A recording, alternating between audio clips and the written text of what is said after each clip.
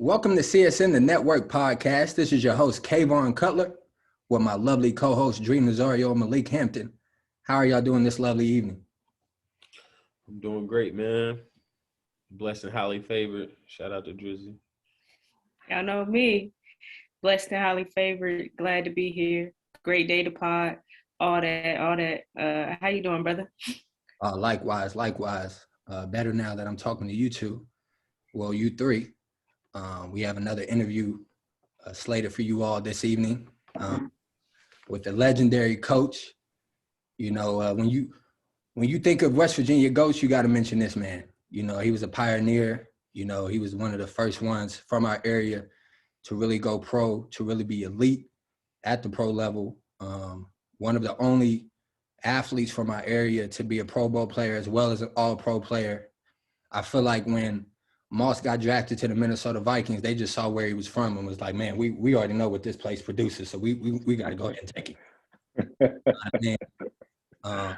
You know, a great coach, great friend, even a better leader, great community man, the man, the myth, the legend, Coach Carl Lee, everybody. How you doing this evening, Coach? I'm good, man. How are you guys doing? And lady? We're great. Glad you could join us. Super excited to get to know you this evening. That's a fact. I've heard a lot about you, you know. So I'm glad I finally get a chance to talk to you for sure. But trust me, all of it's not true. I can tell you that. Nah, just GOAT stories, man. Yeah, man. Great stories. You know, I do have to say this on air, and Coach, I told you this on the phone, you know, at least for half of my life, I was getting him confused with his brother. So I do want to state that on air.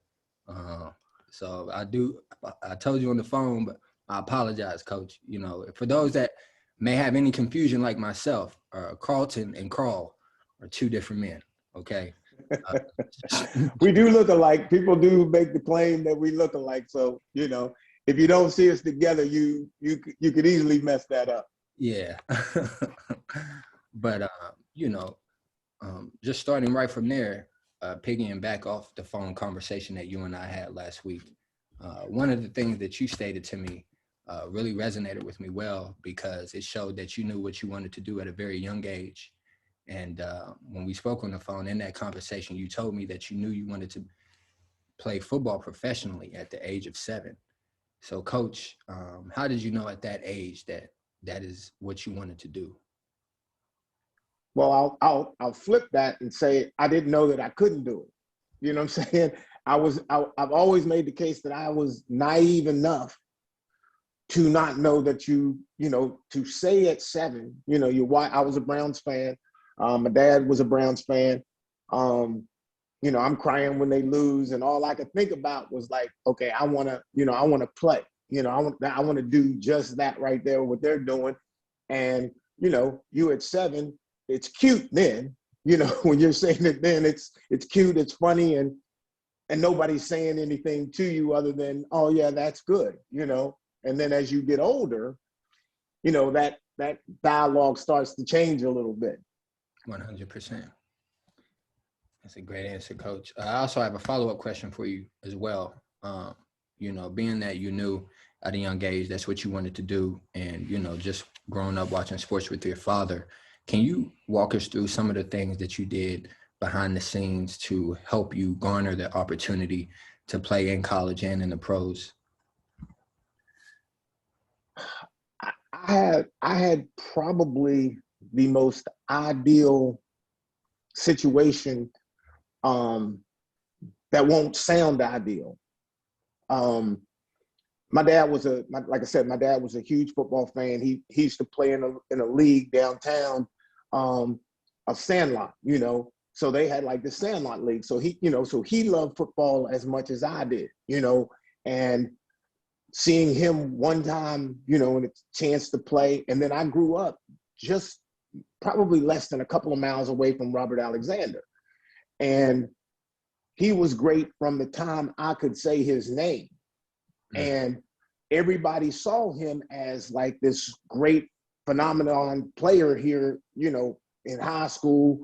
You know, everybody, you know, I mean, like being at South Charleston High School and a freshman and him being a senior, and seeing people fly in, you know, you're talking about from USC back in the day when you were talking about O.J. Simpson, you know, as a tailback, tall, sweet, you know, and they're coming looking at this brother. And he spent, like, my sisters used to braid his hair, and he used to come to the house, and he told me how to train. Like, he said, like, look, man, don't smoke, don't drink, don't do any of that kind of stuff. And we all know his story. He didn't follow that path per se, but he passed something on to me.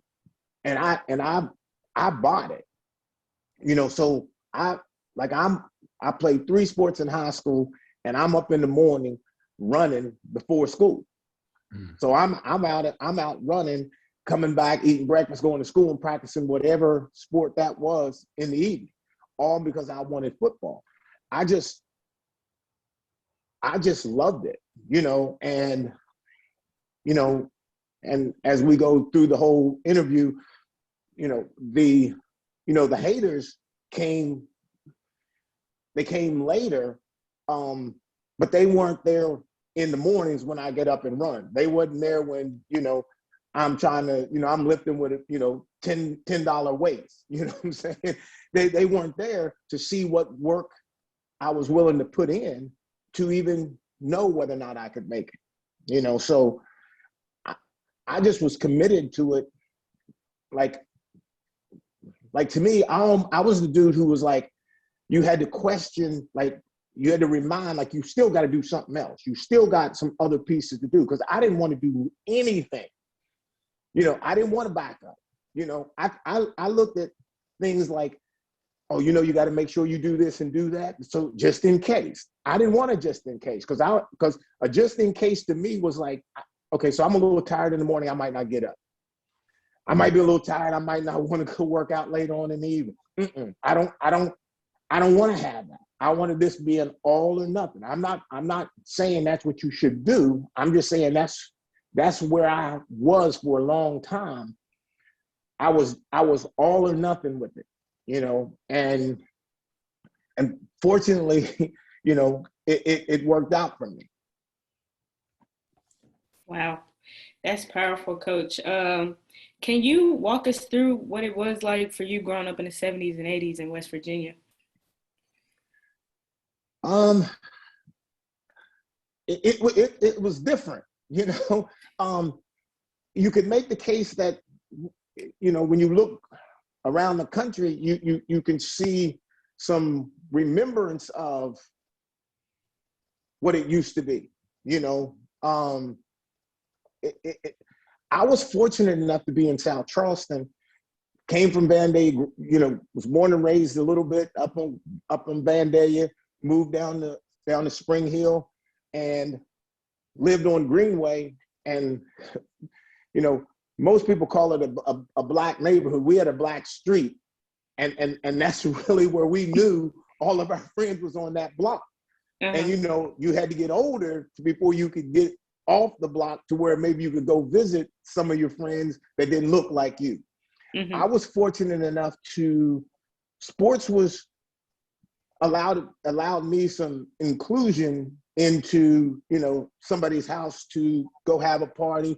Some of my boys that I grew up with and was going to be with all summer long didn't always get that if they didn't play football or basketball or whatever. So, mm-hmm. It was different, college was different. I started to get, I had issues when I got to college with the whole black-white thing. I took a huge step and started speaking out on a lot of stuff and did a lot of things.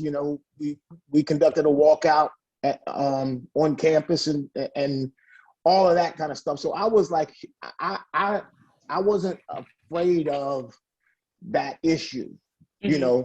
Sports allows you to get through it pretty clean in most cases. The better you are, the less issues you have. Mm-hmm. But that doesn't change the dynamics for who you're around, the people mm-hmm. you see, the people that you hang out with. And, quote that person who's doing the least on your chain of friendships is probably experiencing more than I would get. Might have a mutual friend enemy. Somebody might hate that person and think, oh, I'm the best guy ever. Right. So it's always been a challenge to kind of understand those dynamics. But I always felt like there was a place for me to have to be able to say something. I wasn't afraid to say something. My mom went through it trying to be a police officer. She taught us to speak out on things that are wrong, and so that's part of who I am. Mom set that precedence a long time ago. Wow. It's powerful. Well, I'm gonna do a follow-up question real quickly. Go ahead. Because I got this on my docket since you spoke on, speaking up against things of, that were wrong. Do you see any, what are the similarities and differences that you see now versus your era versus pro athletes and social and civil issues? I'll give basketball like a huge thumbs up, because those dudes can, they can control the market, and they don't, somebody can make the case they could be more aggressive, they could be more this, more that, but the stances that they make, you don't understand it. You don't understand the challenges that they face when they make those steps. So, those dudes that are out there out front today, making those cases, the young ladies who are making a huge stances, that's a huge thing. That's not somebody just saying something. That's not somebody just doing something. That's millions of dollars that you're risking. Look at Kaepernick. So when you start to do that, Kaepernick is the example and kind of you don't want to be him. So be careful what you say, be careful what you do, because you could end up being him. Now, the truth of that is, though, there is absolutely no chance the NFL could make a stance again on a player who kneeled or said whatever, because we all know that Kaepernick should be playing. If you say Kaepernick should not be playing, then what you're saying that he can't do or say what he wants. Well, why can't he? You don't have to like it, but at the end of the day, he has a right. I would have never had that ability to put my career at that risk. I don't think we would be man enough to make that stance without saying I got some buddies that's gonna do it with me. This man was like, I don't care where anybody's at. I'm gonna make this stance, and I truly don't believe he thought this would be his life now. You just can't imagine it. And all these thank yous and we're sorry and all that kind of stuff, that's all good. But the man out of work. Right. Say you're sorry and give me and retract what you did. Reverse it. Because somebody will take me. The Vikings could use it. So it's not like there's not a place he can't play. So, professional sports, they tend to be behind a little bit because they choose to. The people who are in charge, the people who manage it, the people who like the status quo, they're slow to accept the reality of, who we are, what we feel, what we think about. I don't know if anybody understands what it's like to look around and see 70 to 80% of brothers playing football, and yet you can't make a stance for the people who look like you that's in the stands or sitting at home. Don't help them. Don't make a case for them. Now if you're gonna help them, go buy them something and give him all that, but don't make a stance against us or on this platform. I'm not sure, you know, I'm not sure that's right. That's a powerful message right there, Coach. For sure. Coach, I'm gonna go back and lighten up the mood a little bit. All right. You were speaking on how you came into South Charleston High School as a freshman, and you know you were in awe by Robert Alexander, and just you know how highly recruited he was and everything. I guess my question to you was I have two questions for you too as well. My first question is, how were you coming into high school? Like, were you like a guy that was on their radar? Were you like one of these, you know, star freshmen coming in, or were you just like a youngin that had to work his way up? That's why you was looking at, you know, Mr. Alexander. So no, I never really got the or else at least I never felt like I ever got the oh, we can't wait to get him. You know, like I played JV as a 10th grader. There was a dude named Steve Miller. Not only was he starting at free safety, which I played safety in high school, but he wore the number that I wanted. So he's got 22 and he's playing in front of me. The reality of it was I knew I could not play. You know, even looking back, I'd like to say, man, I was better than him. No, I wasn't. You know, so I had to sit, you know, and play JV and suck it up. So, and I don't even think I did anything spectacular at JV to make them think how great I was going to be. When you hear this as a okay, so freshman year goes, you know, sophomore year I come in. The DB Coach Fields loves him. I love him to death. Good coach, but he looks at me and he says, "Look, we're gonna put you at safety until we find somebody." What is that? You know what I'm saying? So I'm thinking to myself, "Oh, well, you messed up, because you ain't gonna find nobody now, because I'm not giving this up." The mistake you made was saying, "Okay, we're gonna put you at a starting position right now, and you're gonna look for somebody else." No, you ain't gonna need to look for nobody else. That ain't happening. I'm not giving this up. Fortunately, I didn't give it up. You know, and you know, I was second team all KVC and all that kind of stuff. You know, because all I knew, like I wasn't afraid of nobody. Dad wasn't gonna let me be afraid of nobody. You know, he was the bigger they are, the harder they fall kind of guy. So you know, if I punked out of a hit, you know, I got to hear that when I get home. I wasn't trying to hear that, so I just assumed hit you than to hear Dad at home. You know, so where I was out there trying, I was out there trying to make a name. You know, every game, you know, I want to win. I want to win every game.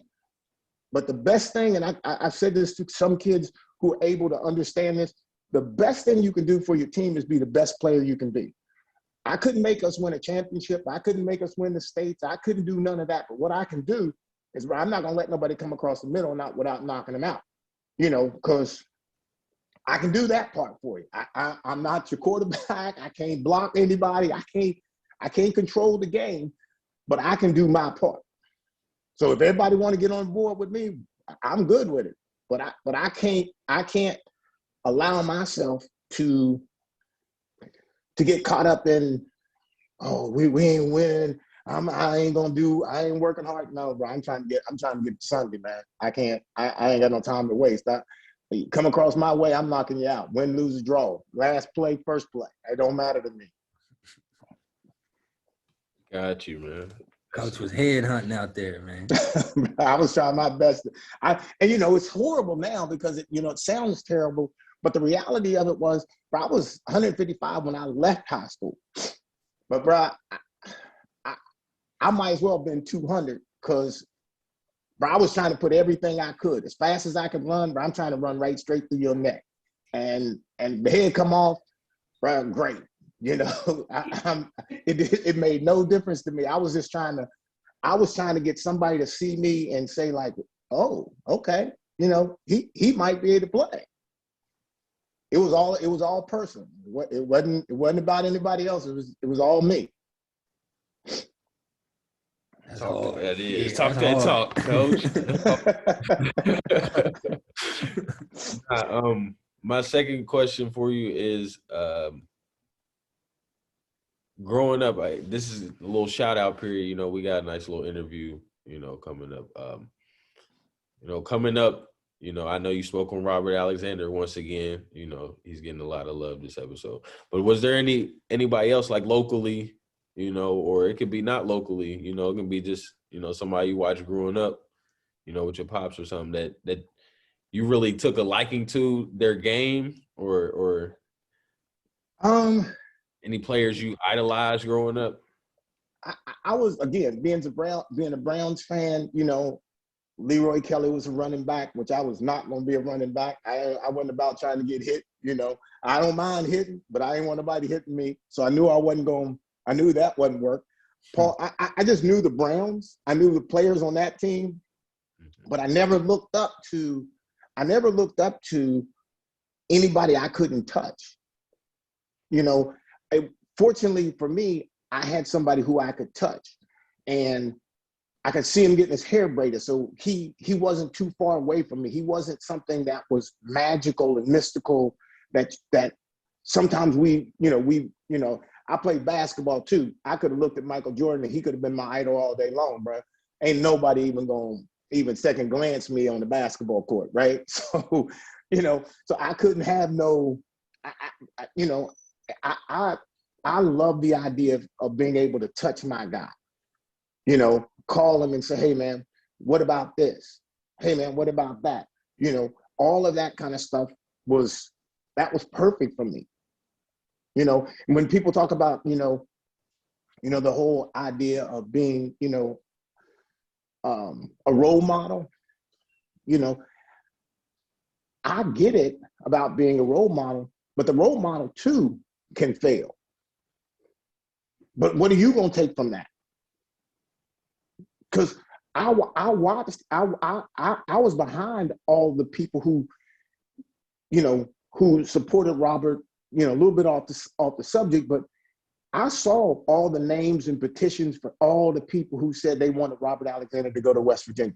How you going to tell that man to go to West Virginia because you love West Virginia when you got USC running the eye back?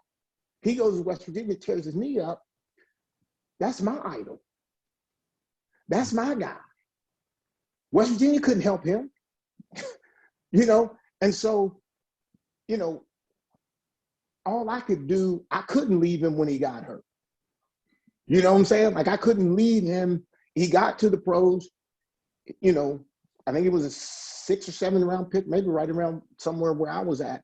And, you know, had all kinds of issues, you know, drugs and all that kind of stuff in the league and all that kind of stuff. But that was still something for me to see. I was learning from that. And so to me, best idol ever, you know? And so I don't think I was on anybody's radar until I turned it on. You know, because if I'd have turned it on, I'd have turned it on at 7. You know, but wasn't nobody really paying attention. And I could flip it on, nobody saw it. Marshall, when you say Marshall University now, you know, Randy and that group has made Marshall like a great name when you say it. But I won about 8 games in 4 years at Marshall. Marshall was outside of Virginia Tech, who wanted me to walk on. That wasn't happening. That was the biggest school. I was talking to Fairmont, you know, schools right around here. And then Marshall, you know, I took a trip to Marshall first time before they hired Sonny Randall. I was like, I don't know about this. And then they brought in Sonny Randall, and then he had played in the pros. I go down, I signed right on the spot. Like right on the spot. Right? He was a pro wide receiver. And he said, listen, if you're good enough to get there, I'll make sure you'll get a tryout. Where the paper at? You ain't got to say nothing else. I don't care how many games we win. Let me sign the paper. Bro, I signed the paper. And bro, I went to Marshall to do work. No, that's real, Coach. You actually just answered my next question, because I was going to ask you what influenced you to attend the University of Marshall. So you hit that right on the head. So, I did research on you, Coach, and I saw that you led the team in tackles in three of your 4 seasons there. And you just spoke on, your playing career there. Despite the adversity that you went through in reference to the win and loss column, what was your favorite memory about playing at the University of Marshall, Coach? Probably everybody won't know these names, but Sonny Randall was a wide receiver with the Cardinals way back in the day that took Jerry Rice to break his record. So that's my head coach. My DB coach is Bob Pruitt. Jim Grove was on that coaching staff. So there were there was like some legitimate coaches on that staff that you could learn football from. And having the ability to be there, I'm learning. I'm trying to take, my wanting to prove to the media, to people who kept telling me I couldn't do it. I wanted to prove to the coaches and to that group that I can do this. And I can do this, and I'll do this as good as anybody that you've had. Why do it if you're not going to try to be the best? I didn't want to leave Marshall. I didn't want to leave Marshall without some kind of a tag. Because again, in my head, I'm already going to Sunday. So, if I'm already set for Sunday, then I might as well leave a tag at Marshall. So I'm doing everything that I can do, to be successful. But I had people who 100% supported me. One of the coaches told me my senior year, he said, and scouts had already started coming in, and there was already conversation about draft, when I could go, and all this kind of stuff. And one of the coaches, we were having a conversation, they were just kind of filling my head with what's happening and all that. One of the coaches said, you're not gonna understand how talented these players are until you get there.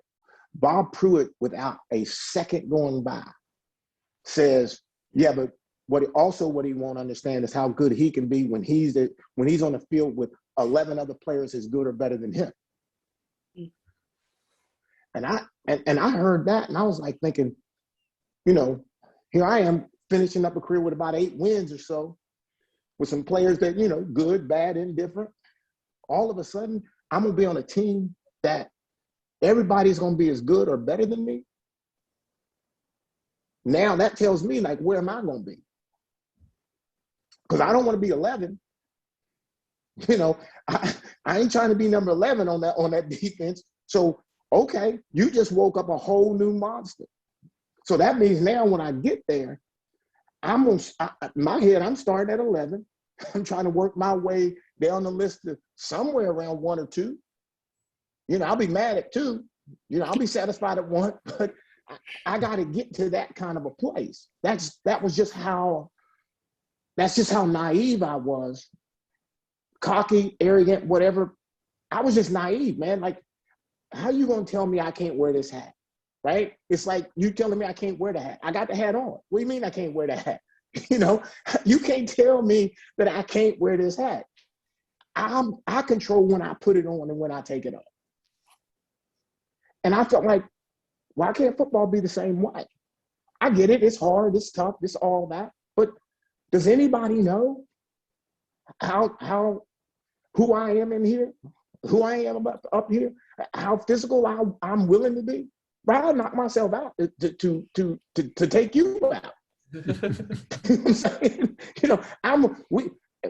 At one point, there's a shut off, right? Like you coming across the middle, but I'm coming at you. At some point, we shut off and say, okay, We're going to make contact. Here's what I know. I ain't stopping. Now, your choice is you. You can do what you do, but we're going to make that contact. And I'm going to try to make it as hard as I can because I ain't trying to look at this on film the wrong way. So like, I couldn't get it out of my head, bro. I was just there. I was just crazy with it. Like, I just, I wasn't big. If I'd have been 210, 215, man, I have no idea, bro. I probably wouldn't even have to be able to have this conversation with you because I done knocked myself out so many times. I wouldn't be able to have a conversation with you. Man, that's awesome, Coach. I think it's very key to kind of point out, like you said, your mind state, being that you guys weren't successful as a team. Playing college basketball myself, I know how kind of toxic a locker room can get when you're not winning. So can you just dive deeper into that, like how you navigated through, I guess the morale of the team?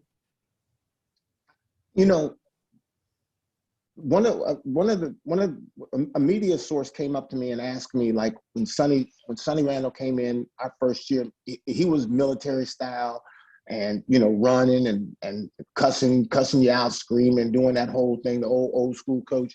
I mean, like, he was all about that, and he asked me, he said, because a lot of people were quitting and leaving, you wake up in the morning, go to breakfast, people gone, they out on the corner catching the bus, they out. And the guy asked me, he said, when did you ever think about, quitting? I said, yeah, every morning about 5:30. He said, why didn't you? I want to play on Sunday, and to me, I was where I needed to be. I had people around me that I believed in, that I could trust. I'm not leaving, and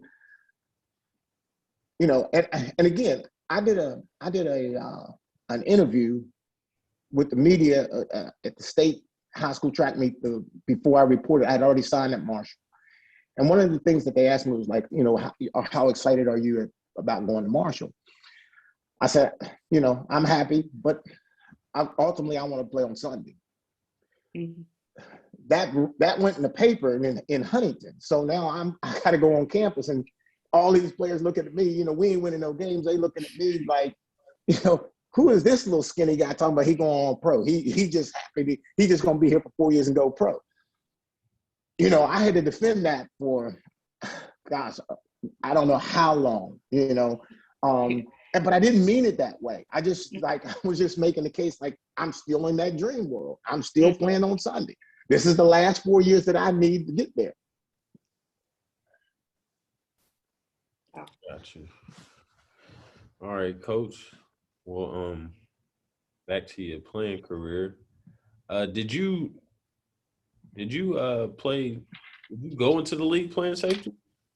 No, I went in corner. They projected me as a corner in my senior year. They were starting to go to taller, longer corners.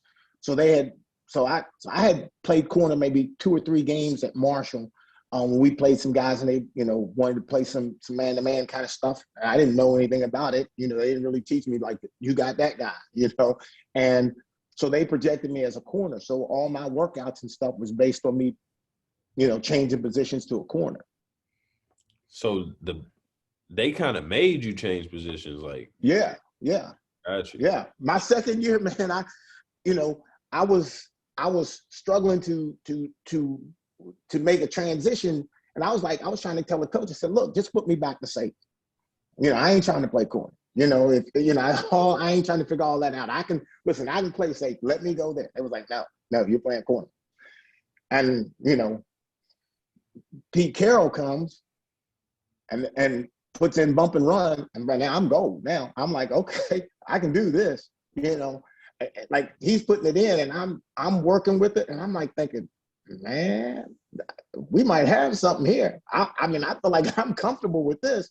And, the more we started working with it, I was like, okay, this is a whole nother animal right here. And it fit me. And my career took off right after that. I mean, I was from safety to a bump and run corner. I don't know how that worked, but it worked. You were just physical naturally, you know what I mean? So that bump and run right up your alley, you know what I mean? Yeah, I'm like thinking like, I'm thinking about like all the tackles and all that kind of stuff. And all that stuff goes out of your mind now because you chasing one dude, And I'm like thinking, okay, well, how do you get some, how you get a hand clap, when you just chasing the dude down the field? I figured that out. You had to make plays, and bro, we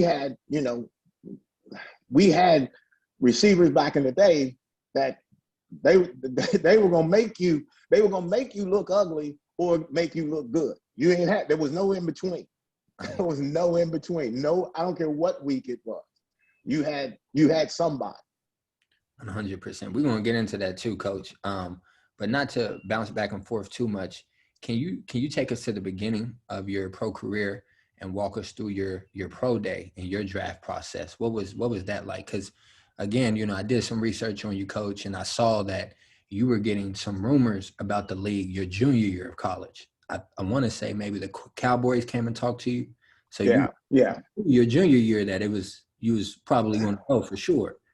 So well, I didn't see. I didn't really see it that way. I really felt like that visit was like we're in the area. We'll stop in, take a look. Maybe it's something, maybe it's not.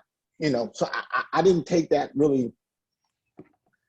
I was happy about it. I still got the little packet and stuff that he gave me, but I wasn't really thinking that it was.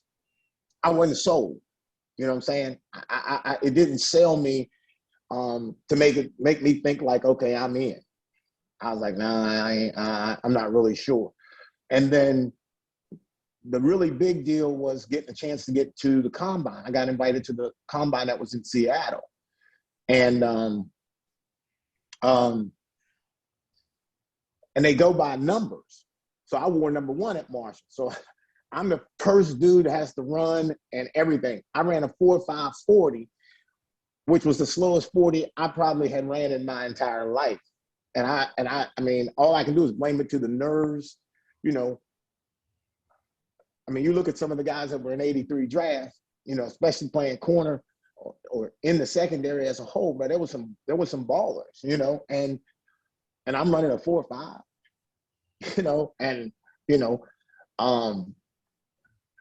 so that bothered me, but that dropped. That's probably part of the reason why I dropped so low in the draft, because there were conversations like 2 and 3, 4 and 5. I ended up going 7, 6th pick, but 7th round, and that hurt a little bit. You know what I'm saying? Because now, you at that give or take draft pick, we can, if we hold him, cool. If we don't, it's still okay. We can find somebody that's like him. We need to pick up somebody later. We can go find somebody that's at that level, and so I needed to take that draft pick and turn it into, no, you can't get rid of this. This got to be something that's somewhat important to you and it can maybe help, somewhere in the system. Got you. So real quick, Coach, I have a follow-up question for you. And you spoke on this lightly a few times during this interview, but, for those that don't know, you were a 3-time Pro Bowler, first team All-Pro. So when did it click for you? Like, okay, I have it figured out. I know I can play in this league, but now it's just a matter of me being consistently elite. When did you come to that realization? Like, okay, I've made it. I know what I need to do. This is what I have to do to be consistent. This is gonna sound kind of bad, okay, when I say this, but I mean, the question is what it is, and I got to give you the answer. Yes, sir. Bro, I knew, like, I told my mom on the phone in the dorm. We stayed in dorms at training camp, and my mom asked me, she said, what do you think? I said, Mom, I think I can be better than all these dudes here if I get a chance. I said, I just don't know if I'm gonna get the chance. That's rookie year, 7th round pick. You had that confidence. 7th round pick. I didn't look at it. I didn't look at him. I've been beside him, and I'm thinking, nah, I can hit better than him. I can cover better than him. You know, I felt like I could find something. I could pick something and say I'm better than him already. I know he don't want to do this, you know. And bro, I was, you know, I'll do grunt work, but I'll dig the ditch. I'm okay. Dig the ditch, get dirty, out and shower tomorrow. You know, I don't care. I'll do all that work. I had a dude from my University of Miami, 3rd round pick. He was the corner. He was the guy in front of me. We run in sprints. He talked and he's telling me like, "Hey man, slow down, ease up, ease up." I said, "Bro, no, I can't. I ain't got nowhere to go. I can't go home. So you either need to speed up, leave me be, because I can't go back home. I got nothing to go back to. I got to make it here. Unfortunately, it's me and you. Ultimately, it'd be him going home." He refused to take a shot in the game. Bud Grant gives me the start. My first start, I get a game-winning interception and a game ball. So the first time I hit the field, we playing Detroit. They driving down to trying to get in field goal position. But I end up getting a pick, get the game ball. But you think I'm done? But I'm done now. You know, I'm in. I got to get in. I ain't trying to come off the bench now. I try to tell y'all I can play. But that's the same guy who trying to get me to slow down. You speed up. I heard that, Coach. Yeah, you got to speed up. I heard that. Well, speaking of your pro days, can you tell us about your favorite part of playing for the Minnesota Vikings, or pro in general? And I left something unanswered. My greatest moment, the best moment, you know, for me was standing on the 50-yard line in the Pro Bowl, man. And they're announcing all these dudes, you know, Reggie White, Lawrence Taylor, all these names. And I'm thinking, there is no way they're going to say my name behind all these dudes. I cannot be in that same line that they're going to announce that. That just can't happen. Believe it or not, they called my name. And there was nothing better to have been included in a group of unbelievable players, unforgettable players. And to be part of that, I'm not them, but to be part of that list, to say I get to play on that team with them today as one of the best players in the league. That was by far the highlight of my career. The best thing about being with the Vikings was I had the opportunity to play, to excel, to achieve what they drafted me to do. And it became special. You know, it's something, you know, really special. Like I was at the Saints for a year. I don't do anything there. I don't go back there. I don't do anything. All my stuff is all with the Vikings. It's all purple, you know. And you know, it was a great journey. As you should, Coach. You spent over a decade there. That's your home. You know what I mean? Yeah, no doubt. I love it. Coach, I want to talk to you about the 1988 season, man. You were first team All-Pro. You went to the Pro Bowl. I think that was your first Pro Bowl selection. Mm-hmm. What clicked that year, man? You had eight interceptions, 2 touchdowns. Like, first team All-Pro is like the highest achievement. Like, you know, what clicked for you that year? Why that? What happened that year? You were 27 years old, man. What happened? That bump and run, man. Pete Carroll kept pressing that bump and run, man, and I just kept listening to him. I just kept getting better at it, and they wasn't sure. Like they had to keep coming at me, right? Because, you know, I was still not really like this great name or anything. So now all of a sudden this dude out of Marshall playing bump and run, we got to go after him. And I got your dude. You know what I'm saying? Like, I got the guy. So if I got the guy, you know now that you can beat me. So you got to come at me. And so the more you came and the more plays that you make, and I try to tell people about defensive back, it ain't about getting beat. It's about the plays that you make. You know, it's like baseball. You 10 at bat, you hit 3, you batting 300. Playing corner is basically the same kind of thing. Get one interception, get beat by a touchdown, bro. You pick and choose which one you celebrate. I'm celebrating the pick. I'm gonna forget that touchdown. You know, I knocked two down. You catch 4, bruh. I'm 500. You know what I'm saying? And we look at it like as soon as you somebody catches a curl, that's a bad thing. You know, they catch the curl, they get the first down. Oh, that corner, he's terrible. Okay, you know, and this is kind of crazy, but Pete used to say, cover what you can cover. Cover the routes. There's some routes you can't cover.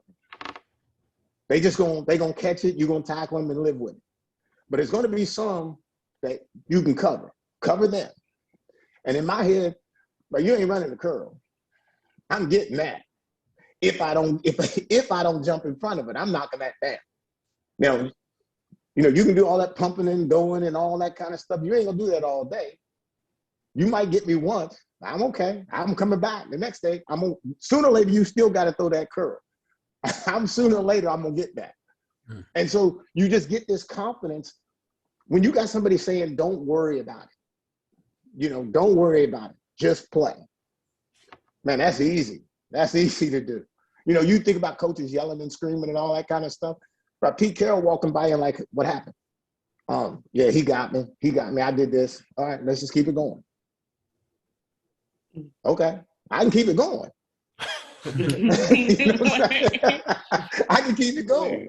You know, if he ain't mad, I can't be mad. Right. A quick plug before you go, Kayvon. Coaches, it is so important to instill that confidence in you. I think we talked about it before a couple episodes ago, but thanks for, you know, reiterating that point for us, Coach. Well, like I said, man, there is nothing. Failure is a choice and an opinion. You know what I'm saying? Like, somebody could say, I failed because I ain't going to the Hall of Fame. I can say, well, I was successful because I'm a 50 greatest Viking. Yeah, but that ain't the same as a Hall of Fame. It is to the Vikings. You know, like all you got to do is have your own comeback. You know, whatever satisfies you, whatever it takes to satisfy you, that's all you need. Mm-hmm. I ain't looking for nobody else. I'm not looking for a sports writer. Don't tell me you knew I was going to make it. I got your article that you said I wasn't going to make it. So I don't need you to try to convince me you was all behind me. You know you wasn't. And I'm okay with it. You know, you might as well be okay with it. You ain't got a lot of it. We good. It is, man. Hey, so hold on, quick question before we continue. So, you know, besides, you know, yourself, you know, you put your work in, you know, the fam and any other influences you had. Would you say Pete Carroll gets a lot of the credit for, you know, the pro you turned into? Absolutely. I got to give it to him. I got to give it to Bob Pruitt. I got to give it to Sonny Randall. I got to give it. Look, Bud Grant cuts me in year 3. I'm out of work for 4 days. They bring me back after 4 days, right? I start on Sunday, so I'm cut, come back, and I'm supposed to go to Pittsburgh. They call me on Saturday. We come back, get everything done. I'm practicing on Wednesday. Start on Sunday. And this is like year 3. When he cuts me, he tells me, he says, look, you don't really need to work out for any team that calls you because you've already proven that you can play and your best football is ahead of you. And I'm confused as I can be with that. Dude, you sending me out the door. Right. If my best ball's ahead of me, Why am I leaving? For whatever that reason was, bringing me back, he said that. That's Bud Grant. Now, he didn't have all kinds of great players that he coached all through the years. He's telling me my best football is ahead of me, and I'm back with the Vikings. Oh man, I'm going to find that football. I'm going to find that best football. He told me I can do that. You tell me that and what I want to do already, I want to be that dude. And now he's telling me, oh, I got to go get that. Lit a fire under you, yeah. Yeah. You know, and we miss that. We miss that encouragement. We take that encouragement, or all we hear is the bad stuff, but somewhere there's something good in it. And all the stuff that he was saying, when he said that, but my light went on. I was like, what? Why is he telling me that? And I'm going out the door. Something got to be up. But when I came back, got all the stuff set up, signed off, back in uniform, okay, I'm going to find that best football. Because Bud said that. I know he knows. So we miss that kind of stuff. We miss that encouragement. We hear it, smile about it, and go on. You better process it. Because it means something. 100%, man. You've been dropping gems this whole interview, Coach. Oh my gosh. But I'm just telling you, like it's we don't, our athletes don't become successful not because they don't have it in them, but they don't understand what it is to be successful. You can't just be cool. Cool is not successful. Right. You know, being cool on the field ain't being successful. No, I want to be dirty, scarred up, and knock somebody out. Now I know I left the mark in the game. But if I'm cool and all that kind of stuff, and I'm mad because if I ain't in the game, I'm gonna make the coach find a way to make me in the game. But I'm playing hard. I'm practicing hard. Don't tell me don't hit you in practice. But if you got pads on and a helmet on, bro, I'm hitting you. Bro, why you going so hard, bro? I want to play. Bro, why you hitting so? Bro, I want to be all pro. Bro, why are you hitting? Bro, I want to be a 50 greatest player. But my last day in practice, bro, I'm hitting somebody. It's football. And I want to be the best I can be as long as I can be. We got to get that mindset that it is just not coming because you show up. But I'm hitting you in practice. So hitting somebody in the game, but you know what that's like. Because I hit you in practice. A scout comes in at Marshall, and bro, we got a tackling drill. Don't be the guy running the ball. Don't be the guy running the ball. Bruh, I'm on a sales call. I gotta sell something. Bruh, the consequences of what happens to you on where I go, how I'm coming at you. But don't blame me. Blame the guy right there who's writing. He taking notes. One he gonna make. He said, "Well, he hit 25." he hit number 25. I can tell you that. If he ain't do nothing else, he hit 25. There is no option for success. You either gotta what's in the way? If it's in the way, it's got to get out of the way. Right. I had 8 corners. I had 8 corners in front of me when I walked into Minnesota. But I walk out being the best one. But they can't be in the way. They can't be in the way. You assistant manager? I'm the manager in a month or so. Because I got to go get it. Why? Oh, there's more money there. Mm-hmm. We don't build ourselves that way. But I don't know why we won't. It's a mentality. We all want that next level. Yeah. Why not take the step to get to that next level? Yeah. Go grab everything. Yeah, go grab everything you deserve. Everything you can get. By the time I walked out of the league, I wanted to have everything I could get. Everything that was due to me, I wanted it. Every award I could get, I wanted. Yeah. Yeah. Hey, Coach, I'm so bad. Look, they got a Ring of Honor thing. That's the last thing that I think I'm due. Okay. Now I'm saying I'm due.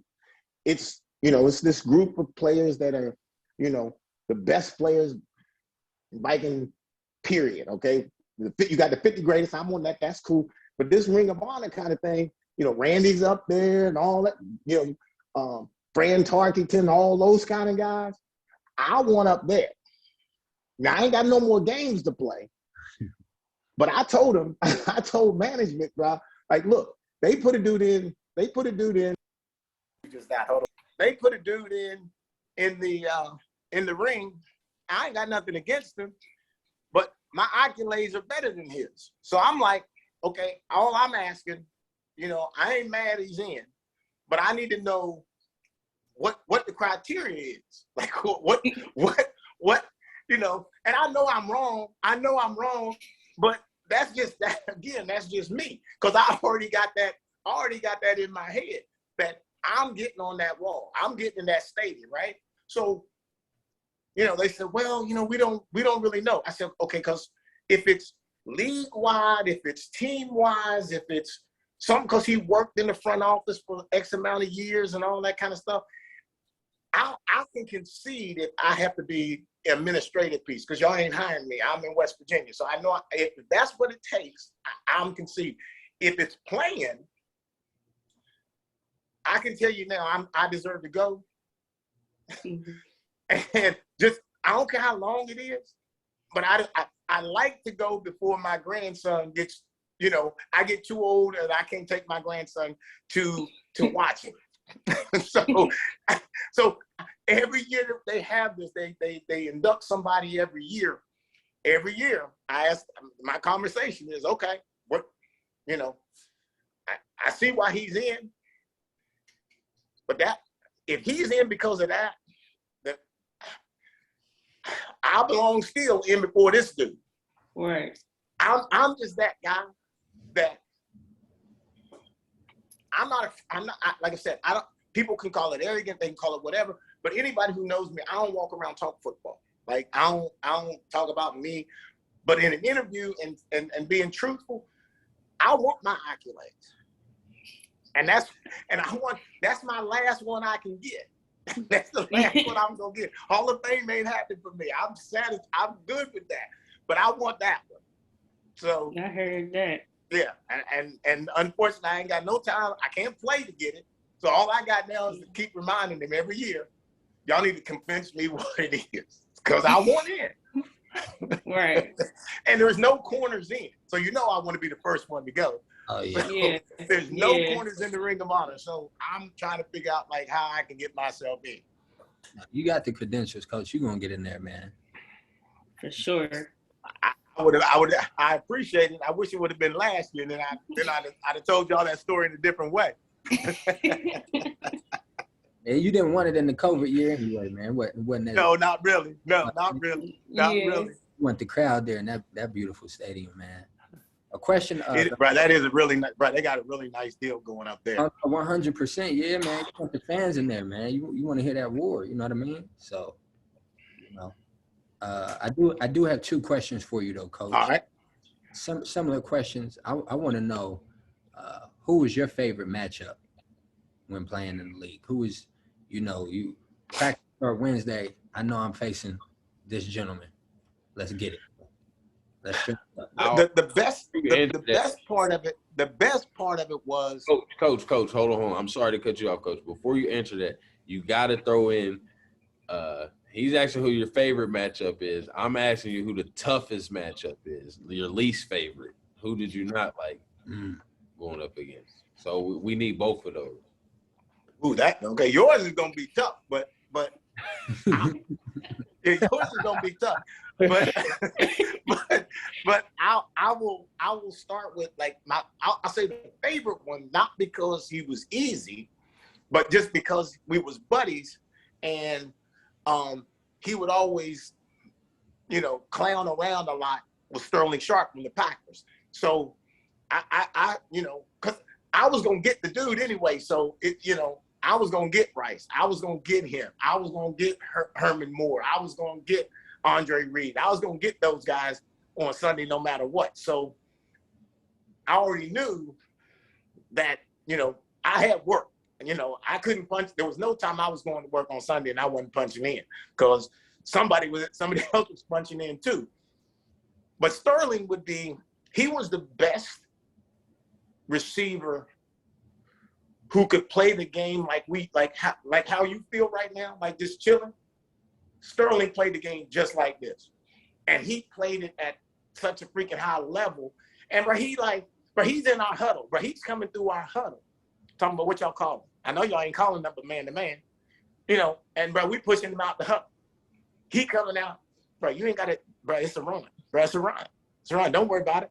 You just relax. You all tense. Don't worry about it. He talking to me. And I'm like, stop talking to me. I don't need you to talk to me. We having that conversation the whole game, and he won't stop. He come out, we played him in Green Bay, and it was like 2 degrees. He come out, half shirt, no sleeves, socks rolled down. He come out pregame running around. I got sleeves on, I'm chilled. I'm cold. He know I'm cold. He said, what's wrong with you? Why you got all them clothes on? It's a good sunny day. So, okay, you keep running around out here like you get pneumonia after the game, then I'll be laughing at you. He just was that guy. So he was the best guy to play against just because he was fun. He made the game fun. He made it almost like it's a youth football game, Rice was probably the matchup that I wanted, only because, he was supposedly the guy, Now him and Sterling's numbers, if you look at the two numbers, they right there. 100. Nobody knows that, years. But they right there. And but because Rice had Montana and all that, so he got all that and Super Bowls and all that good stuff. So he was the guy that I look forward to be in the grind with on Sunday, because it's all day, it's all day. 3rd and 10, he getting the ball, 2nd or 2nd and 4, he getting the ball. You know what I'm saying? He just getting the ball all the time, and it's either gonna be a good day or a bad day. Probably the worst matchup for me, I'm trying to think who I wouldn't want to get. I don't know if there was anybody who because I wanted whoever the guy was, because I welcome that. I would probably say the person I wouldn't want is the guy that is pretty good, that might be the best guy on their team, but ain't pretty good, because I don't want him to beat me. So I can let Rice beat me and I'm okay. That's where 3 out of 10, I'm good, right? But I can't be 3 out of 10 with a dude who's kind of an average dude. Because now that tears the whole mystique that you have. It tears that up. See, Rice can do a 3 out of 10, right? I can get an interception, a knockdown, and he dropped one, and he get a touchdown and 5 catches. I'm still good. I made plays. And don't let me get one and go to the house. Now that nullifies everything he done, But that guy that's not very good, but people think is good, I don't want him. I don't want to cover him. he don't give me nothing. All he does is take away from me.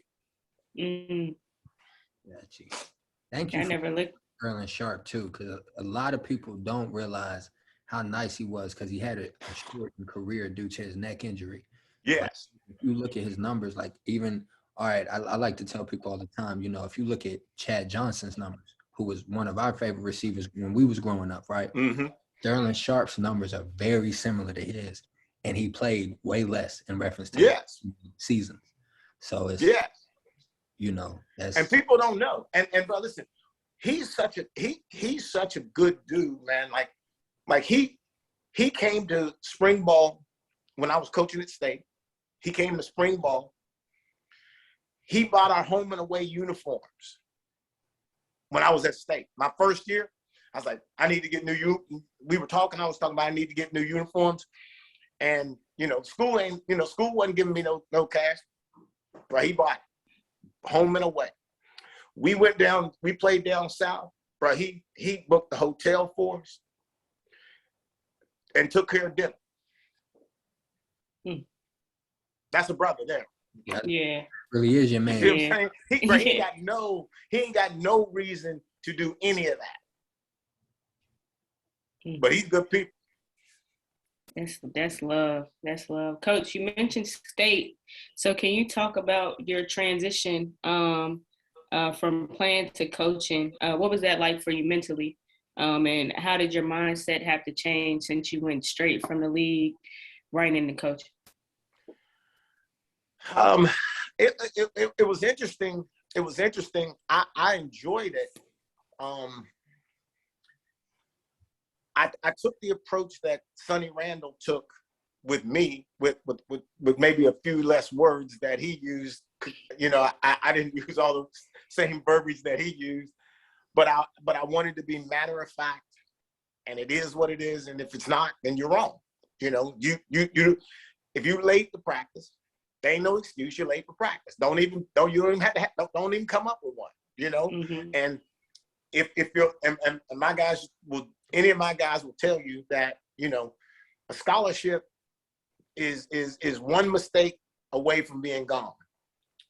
You mess it up, you lose it. There's no playing around with it. Because to me, if you got it, you should appreciate it. If you appreciate it, you ain't gonna put it at risk. If you put it at risk one time, you're gonna put it at risk another time. So it's just as easy for me to take it the first time.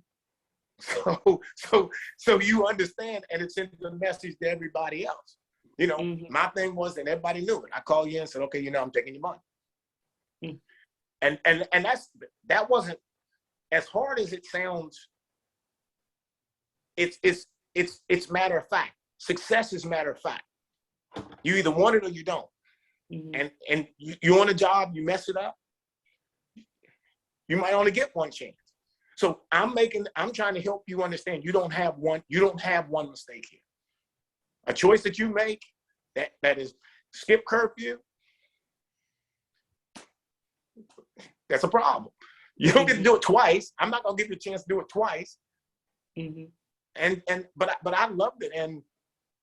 And as hard as I was on the guys, like making them run early in the morning, 5:30 in the morning, I'd make them get up and run 5:30 in the morning. Somebody do something wrong, we run 5:30 in the morning, and everybody mad, but the guy that they should be mad at is the guy who got you running. Oh yeah, I remember them days. Yeah, yes, sir. Yeah, it's hard. It's hard to be a buddy with somebody who got you up at 5:30 in the morning, and it taught it. I had a hat rule. I wear a hat all the time, but just because I remember Sonny Randall didn't let you wear a hat in the building. So I told, no matter what the building, gym, no matter where you are, you got to take your hat off. So I walk into the gym at the basketball game, I see everybody pulling hats off. They have pulling hats off. They trying to beat me. And I tell them, I said, look, if you're trying to beat me, why don't you just follow the rule? Right. You know what I'm saying? It's just easier. And the only reason I had it, because it was as hard on me as it was for them, it was all principle. I just wanted to see who would be okay with just a simple rule like that. So I really enjoyed it. And to this day, the relationship that I have with the guys that I coached is so cool. Like, it's so, like, how I feel they see me and how I see them. And that relationship is like so tight. It's like, it's such a bond. Like, it's like I have that with Coach Pruitt. Like Coach Pruitt gave me $100 for my grandson to take my grandson shopping. You know what I'm saying? Like, who does that? Yeah. He ain't coached me in 1,000 years. He did this like not long ago. that's the kind of relationship that coaching and players can have when it's the right thing. Mm-hmm. You know, State was great for me. It was great for me as a man to touch men, you know, and impact them. The school itself and what it was trying to do with football at the time, they weren't interested in winning. They were just trying to have football, you know, and not try to win. And now they're trying to win. Coach Moreau got a great chance to try to do some winning, and now, you know, they're all about it, you know. I wish we'd have had that opportunity.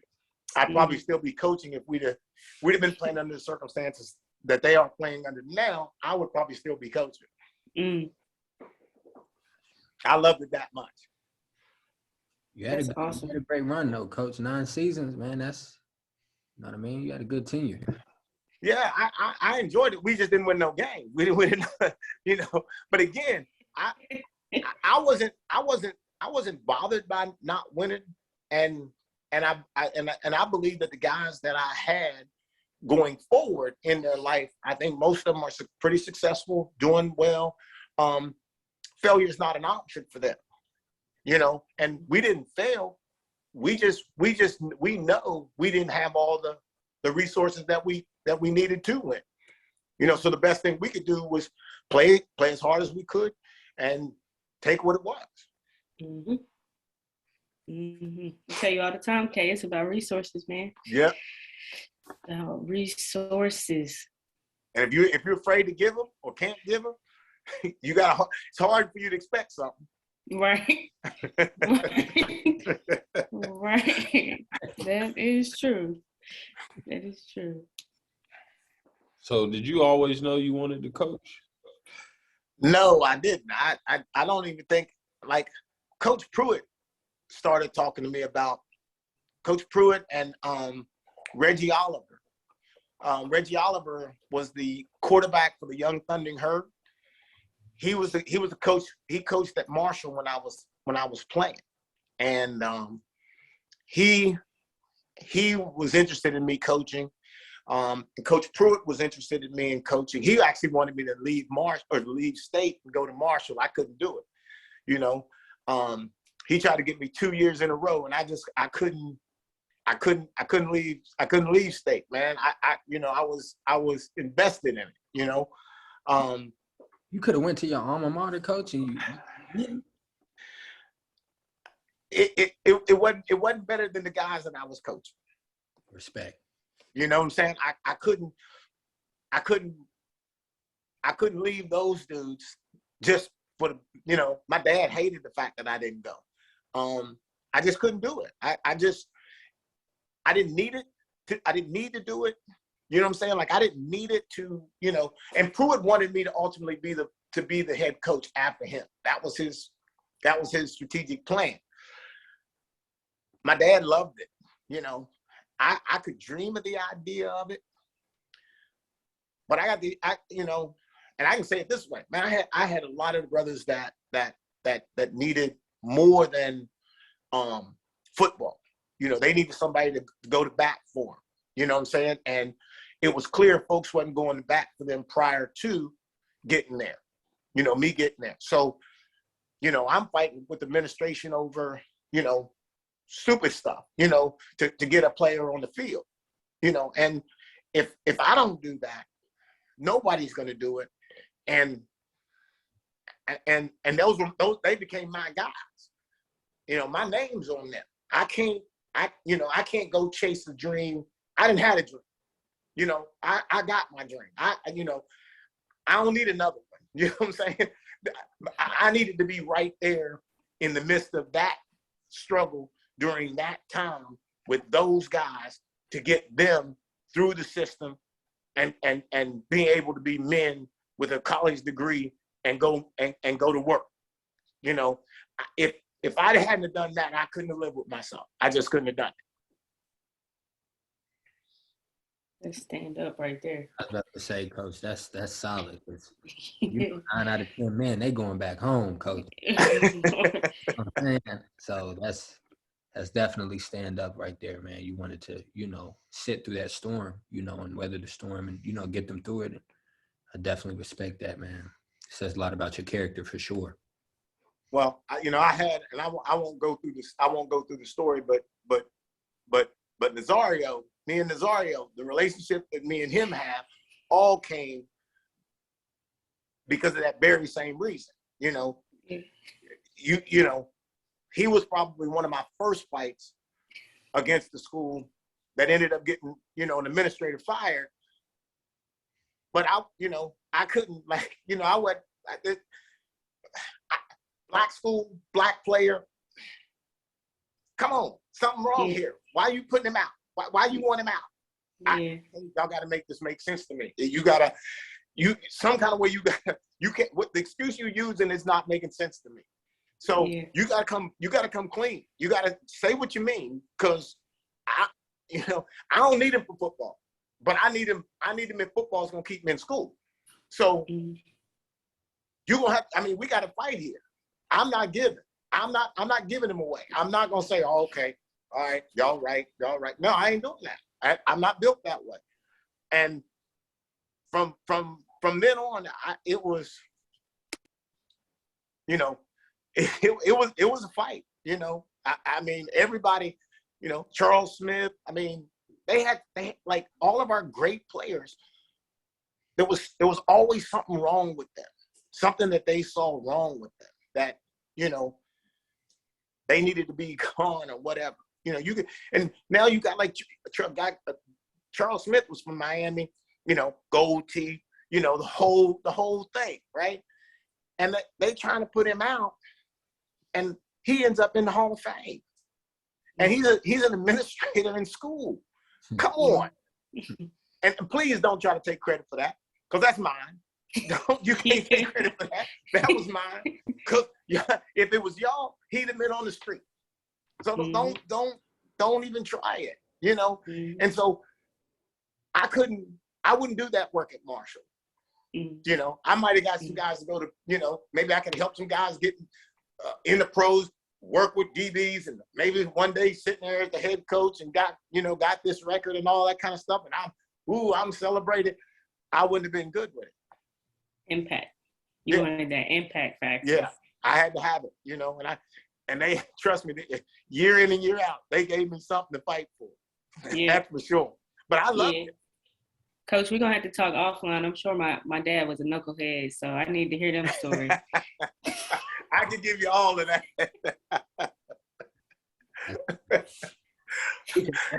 His story is a good story, though. His story was a good story. Yeah, I would love to hear it. That's speaking of impact, Coach. That's something that you've been consistent, throughout your whole life. I feel like, and that's something, even after playing, even after coaching, it's still something that you're doing today, impacting the community. Can you walk us? I know, of course, I'm aware, but can you walk our listeners through what it is you do now and the role you serve in the community here in the South Charleston area? I oversee the youth sports programs for the city, basically, really football, but I work with basketball, keeping parents and coaches and players doing the right thing. Football, I'm a little more active because that's kind of my field. I try to create a situation to where we can invest in kids, and fortunately, we have a mayor in South Charleston, Mayor Mullins, who funds football, funds, we have our own budget. So, it's been free last year. It's probably going to be free again next year to play youth football.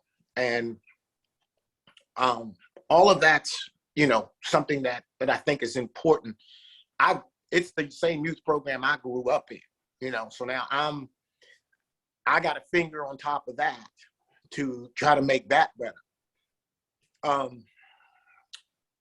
I feel like I didn't really feel like that was even yet enough.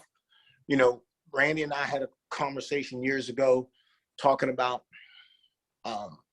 trying to do some things for youth, and we came up with the concept of legends building legends. And the first thing you think about with two athletes is athletic, but the way that we dream about it as, you know, if you're a doctor, you know the path. So if somebody wants to be a doctor, you need a legend to really walk you through it, because we all know when you try to do something, you know, even sometimes a coach can't tell you how to get to get from high school to college. What he's coaching you to do is win right now, you know, to win for him.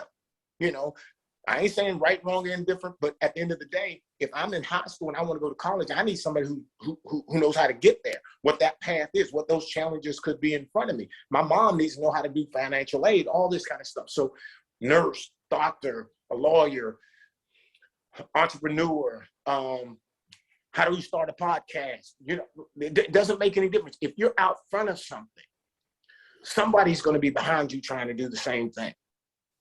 So we need kids to be able to see these legends and understand it. Because somebody could say, well, you know, you can't play pro ball. Did you play? Because how do you know? Because I'm that same kid. You'd have been telling me the same thing, and you'd have been wrong. So you can't tell that kid that, because you don't know. See, if kid can come to me and say, how do you start a podcast? I said, brother, I can't help you at all. I can't tell you that you can't do it. What I can do is find somebody who can do it and turn you on to him or her. Mm. So that whole concept is all about trying to make sure that we control the narrative in sports of how, you know, what's there. Randy got there on a challenging piece, right?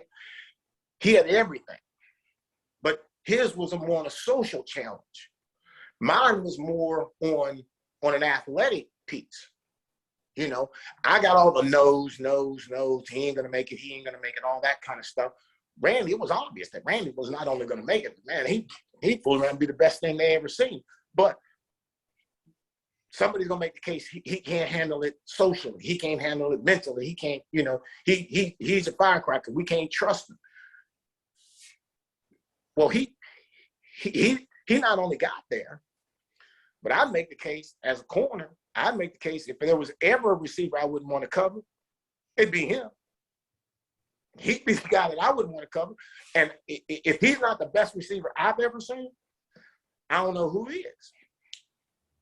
So his challenge, how many kids might go through what he went through? You know what I'm saying? Like he can be a whole lot more impactful on saying, like, look, you can beat these things. I done this, I done that. See, when you get to a point where you can say, I did this, I did that, I did this, I did that, I messed up, I tore it up, blew it up, but I got back in. Mm-hmm. I could say that nobody thought I was gonna make it. Nobody was gonna say he was gonna get 12 years in the league. Nobody's gonna say he'd be a 50 greatest player for no team. But I did. How do you deal with that negativity? Kids now, they don't know how to deal with negativity. Mm-hmm. You know, so any bump in the road, you know, we're hoping to be able to find ways to steer them through that and not let them have to listen to somebody who doesn't know. Mm-hmm. You know, and everybody has a story. Everybody has something that was in their way, something they did wrong that is a benefit to the person behind you. Sometimes we are ashamed of it. Sometimes we don't really want to talk about it, but somebody's going through it. So I want to build that legend out. I'm all about the kid who can't make it, that everybody thinks can't make it. Because they were wrong on me, and I'm sure they've been wrong on a lot of people. Mm-hmm. You know, so I've just tried to put I just tried to put like a small fingerprint on youth sports, on kids to have a chance to be successful, even young men trying to be successful. You know, if if I can do that, man, you know, I feel like I fulfilled my mom's wishes for me, and you know, I'm good. You know, I don't have to meet nobody else's expectations. I'm good. You know, you know, it's simple. You know, it's for me. It's keeping my life really simple. Like, I'm trying to help some kids. I get no benefit other than enjoyment out of it, and and so for me, it don't really matter what anybody else says. You know, I had somebody say to, you know, he a pro football player. Why he working at the rec? Where you want me to work? What's your you got an application? You know what you want? What you want me to do? You want me to do nothing? What you want me to do? You want me to sit at home? What am I supposed to be doing? Right. You know, so Yeah. people like that, like I can, you know, hey, do you, you know? And I think we all have a responsibility, and I think like this podcast, you know, for folks who get out and listen to it, you know, you got to hear things. You got to hear things that you may not want to hear, and then rethink, maybe think about it, and maybe you may change your mind. Be open to it. You know, no, we're not trying to. I'm not trying to tell you I'm all right. You know, my mom will tell you I think I'm always right. But I'm not sure I've ever been wrong. But you know, but you know, like I said, like I think you got to come out. You got to listen to something different, and you can like it or not like it, but you got to hear it something different. You know, if you just stay in your group and trying to hear stuff that is comfortable for you, then I think you miss it. You know, and I think this podcast is seeming to me is trying to do that kind of stuff, trying to get people out that have done something and get down to the bottom of it, you know. And I think that's a great thing. And issues got to be part of the conversation, because issues are what happens. So you know, so that's why I couldn't wait to jump on. Man, we appreciate it, Coach. For real, we appreciate it.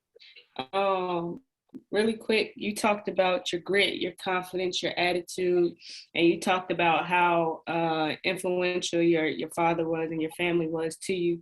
Could you give us a key value that you learned from your family or your father, or any of the adversity that you've been through that you could pass on to the younger generation?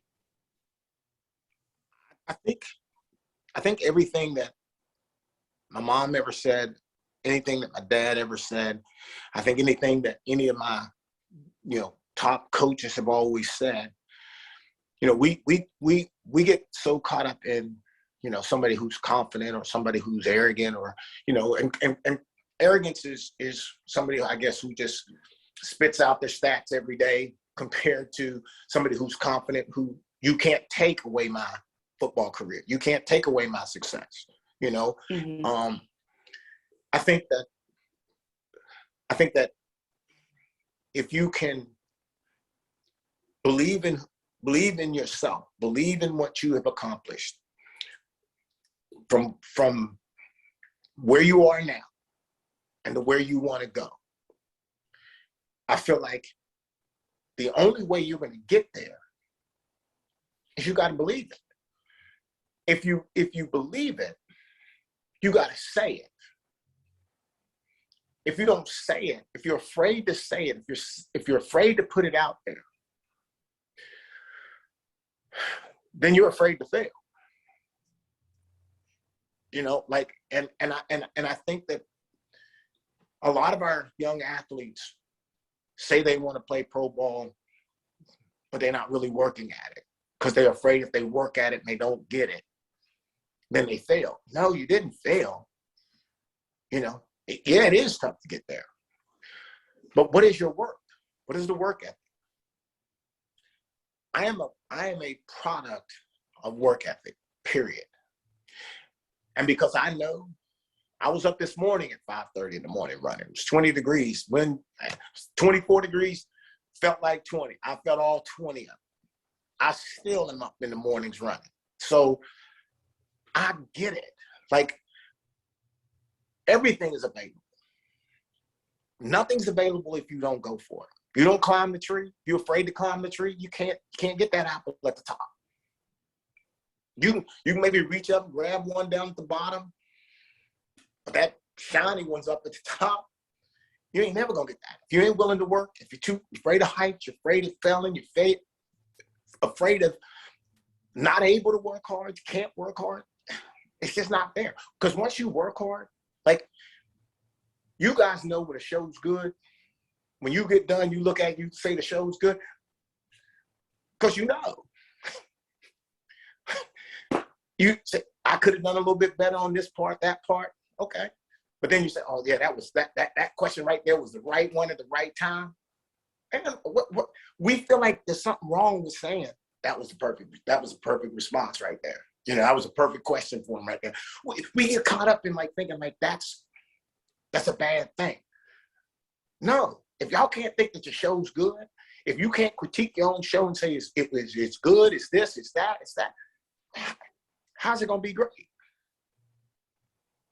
See, I can't let somebody judge me as a former player or as a player. I couldn't have. Don't assess me.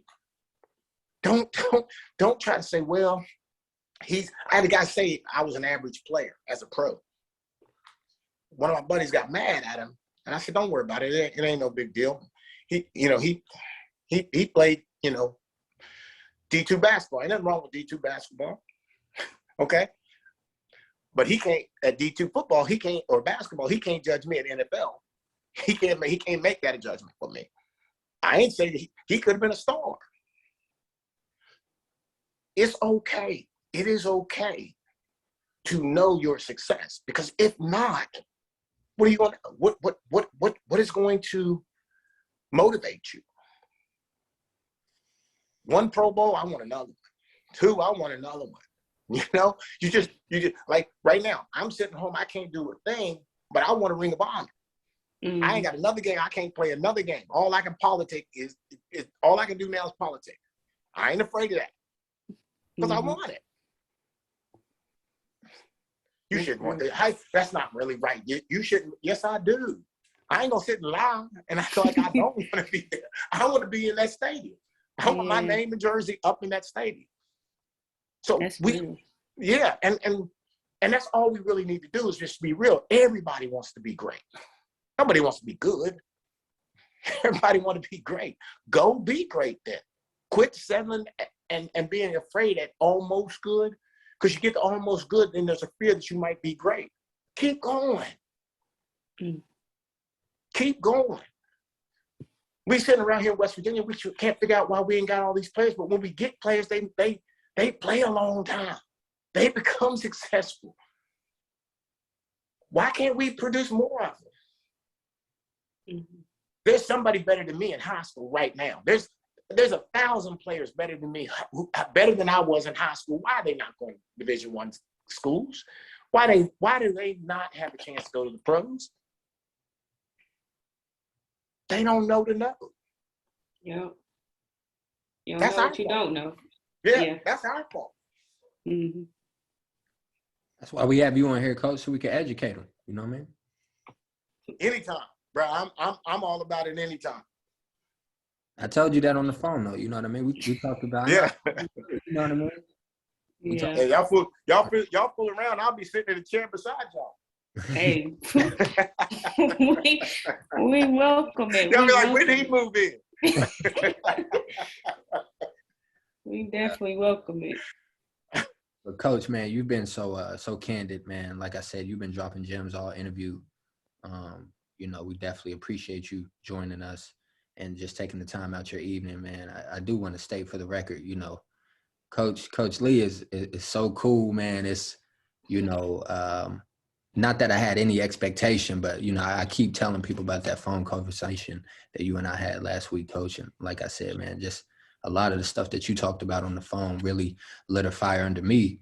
And, I really just want to take our brand, our podcast to another level. And we will, and I just want to tell you on air, thank you for some of the things you said that just motivated me. And thank you for also confirming some of the thoughts I had in reference to this space that we're in. And, you know, how we can serve our community, serve our listeners, and, you know, just basically confirm that we're in the right spot.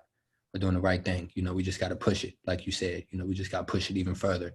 So we will. Not to change subjects too much, Coach. I do have one final question for you before we wrap up. You know, like I told you at the beginning of the interview, man, we just need a Prince story real fast, man. If you got a good one you can remember. I thought that might have slipped behind him already. You know, man, we were in Minneapolis. Like right during the Prince and time and all that whole Minneapolis sound. When all that stuff came out, man, like, you know, we played ball with Jimmy Jam and Terry Lewis and those guys, man. We'd see him. The only time that I've really kind of seen Prince and like, you know, you can be, I don't care what kind of athlete you can be, bro. When you see Prince, like, bro, that's something totally different. It's like, that's like somebody that's out of space or something. Like, you don't even know what to do. But he was at a club once and like, he was up on the balcony, and, you know, like, they've got these lights that, you know, the beam lights that have like strobe lights and beam down. And like, he's got his hand out, like breaking the beam, trying to catch it. You know what I'm saying? And I'm like looking at him. Like I said, I wouldn't dare go up and say, "Hey, man, my name's Carl." He's like, "Who is he?" Like, who is that? You know what I'm saying? But he was like, he, you know, we got a chance to get up on stage, you know, at an event. He was always at, you know, on First Avenue. You know, everybody's seen the movie and all that kind of stuff. You know, it was just the coolest time ever. But like I said, I don't have any like true, like, personally Prince stories, other than, like I said, just meeting all those guys, you know, Tom and all that kind of group, all those guys, and you know, that stuff was like, it was cool, you know. And Minneapolis was like the coolest city. You know, you go downtown, you go down First Avenue, man, Hennepin Avenue, and bro, it was like that was like the biggest place in the world right there. Like every song on the radio was coming out of those 2 blocks. I mean, it was you couldn't have been in Minneapolis at any better time than that. That's hilarious. You know, and I was curious, you know, what the correlation was, but I just looked it up. I didn't know Prince was from Minneapolis. Yeah, he's from Minneapolis. So I saw Janet Jackson. She was up there when she was recording an album, and I'm trying to think where we were. She was sitting like 5 or 6 rows down. We were in some kind of like a little small event type thing, and she was sitting there like just chilling, you know. And you know what's crazy is, like, you know, I'll just say this for me as being an athlete, and you know, you used to the people walking up and asking you to sign something, right? You ain't even about to think about walking up and saying, "Hey, Janet, can you sign something?" Like, so you don't even have the ability to even walk up and even get an autograph, right? And you know you want one. you know you want one, but you can't even convince yourself to even go up and even ask. You know, I'm mad that I don't have one, but I would have never asked in the time. Oh man, that's Janet Jackson, Coach. You supposed to Bro. Get that signal. I'd appreciate it if I'd have had it right now. I'd have had it somewhere up on a wall or something. Yeah. But I couldn't bring myself to ask, bro. I just, you know, something was wrong about it, you know. Well, Coach, you know, like I said, man, you dropped a lot of gems, you know, just in reference to, you know, just the confidence you have to have, you know, how you got to be willing to accept constructive criticism, and how you also, you know, have to be willing to face competition. You know, there's going to be moments in our life where we have to compete, you know, for something we want. So, you know, I definitely admire your willingness to, you know, take it by the horns and just take it head on, man. Let's do it. You know what I mean? It's inspiring to me, and it'll definitely be inspiring to our listeners, whatever their field is, whether it's sports or school, something they're trying Yeah, it fits everything. It fits everything, man. You can't, like, if you want it, you gotta go. You gotta go get it. Like, why not? You know, I mean, that's what you guys are doing. I'm sure you had a bunch of conversations about it, about starting this. You on air. Yeah. You know, Coach, you on air. We've talked about this for years. Probably like years. We had talked about a podcast and finally happened. Finally took that leap of faith, Coach. Yep. So I do want to plug, you know, the initiative that you have going, Legends Building Legends. Can you just educate the listeners real fast how they can be a part of that, what they would need to do to get that mentorship, or, you know, be able to allocate any resources that initiative provides for them? Well, we started with, we did a one-on-one event with me and Randy Moss, and we did a Q&A, about an hour and 45 minutes. We did it down in South Charleston, and then the follow-up to that was going to be a combine for the youth. And what we were going to do is start tracking their times and the basic premise 40s and shuttles and that kind of stuff. And so now that they know, because at the end of the day, nobody cares how many games you win. They're looking at those numbers. They're looking at that 40 time. They're looking at those shuttles. So winning is not relative to how successful you could be in tracking your 40 times and all that kind of stuff. So we were looking to do that, but COVID got us kicked out of that. So we're trying to get a schedule to get back into the combine. Looks like what we're trying to do, we may end up doing a combine and a one-on-one event. I just sent a text to John Randall. He was my guest for, I was going to bring him in for the one-on-one event this year. But again, we got hit with COVID. It would have been in October. So we postponed it. So now we're looking at maybe May, somewhere around maybe May, and try to do them all one after another. And the other one, we have what's called a educational town hall, which gives parents an opportunity to understand what kind of scholarships are available, financial aid. You know, we're going to try to connect with some colleges to get people to be able to do their financial aids. Because, you know, some parents don't know. They don't know about financial aid. They don't know about grants. They don't know about any of that kind of stuff. So we're trying to get them to, you know, get them access to that kind of thing. Those are the basic three events: the one-on-one, the combine, and the educational town hall. Those are the three primary events that we are starting out with. We just haven't had a chance to get all three of them, you know, back to back because of COVID, and we're hoping to be able to do that going into this year. Yes, sir. Well, definitely, you know, keep us in the loop with that, please. We'd love to. We will. And market that for you, and definitely be a part of that in whatever capacity that you all deem fit. Yeah, Coach, you know, like I said, you know, I told you on the phone, I know I keep telling you this, I told you, you know, through text, but man, we deeply appreciate you taking the time, because you're a very busy man.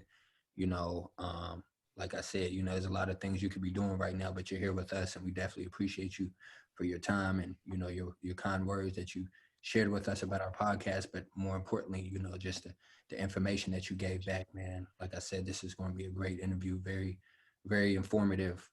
So thank you, Coach. No problem. Thank you all. Anytime. Appreciate you. Thank you. Thank you for No sure, problem. Coach. All right. All right. You have a good night. You all do the same.